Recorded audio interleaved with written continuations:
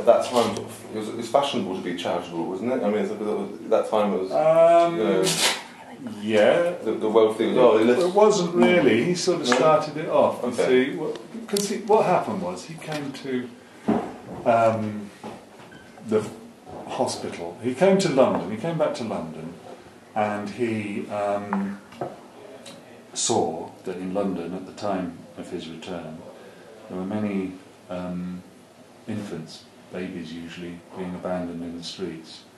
They were either because people were too poor to bring them up, and it was the time of Hogarth as well, and you know Hogarth's famous sort of paintings and sort of recording of Georgian London in his etchings such as Gin Lane. London was a pretty debauched place, and there were many illegitimate children.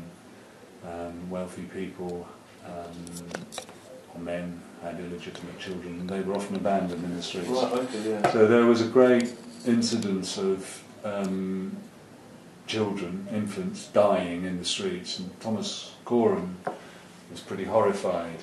So he decided to do something about it, and he established what became the Foundling Hospital. Now the Foundling Hospital then was constructed and became more than just a hospital. It became a place where the wealthy in society could come and listen to music. There was an art gallery, London's first art gallery, that predated the Royal Academy, was established in the Foundling Museum. And the whole idea was that wealthy people would come and support and donate money to this charitable cause. You had to get a royal charter to establish the hospital as a charity, and that's why it was built on Coram's Fields. This is it, pretty much. And it's very simple. So this is sort of what remains of Coram's Fields, that bit down there, some of this and that bit up there. The building that was up there was demolished. One side of this was for girls and one side of this was for boys. And the regime was pretty strict, and you can see here in this sort of painting there are all these sort of wealthy people arriving in their carriages to go and listen to the likes of Handel playing music. Handel's Messiah was first performed in the Foundling. Have you been up to the Handel collection in the Foundling Museum? On the fourth floor and sat in the musical chairs? No. You should sit in the musical chairs, they're great. They're, I don't know whether it's still open to the public, but on the very top floor is of the current Foundling Museum is the Handel collection. Because one of the benefactors of the museum collected a lot of Handel's works and artefacts and kept them in the museum. Anyway, on the top floor there are these chairs, and they're called musical chairs, and you can press a button, and in the wings, the high wing-back chairs, you can listen to the music. I don't think we saw No one ever mentioned that to us. Oh, right. That's all. Well, there's Handel's original little mini organ thing and his will, because he left a lot of money to the hospital. Anyway, so all of this, the Foundling Hospital, when it was established, became incredibly oversubscribed. Desperate women were bringing their children here because they couldn't look after them. And they introduced, if you've been around the exhibition, they introduced a lottery system where they had three coloured balls. They had black, white and red balls. And the board members, the committee members, would sit and they would, somebody came in to deliver their child, they would have a lottery system whereby they pulled balls out of a bag, and if it was a black ball, I think it's a black ball, they're immediately not admitted. If there was a white ball, they were admitted, and if there were a red ball, they were on a sort of waiting list. Right. That's the only way they could do it fairly. It was a complete lottery system. So that's one of the first examples of a lottery system and blackballing. That's where blackballing comes from, the term blackballing. But it was it was that desperate, and when the babies, infants, up to I think 3 years old, I can't remember what the exact age is, but it's all in that sort of exhibition area on the ground floor of the museum.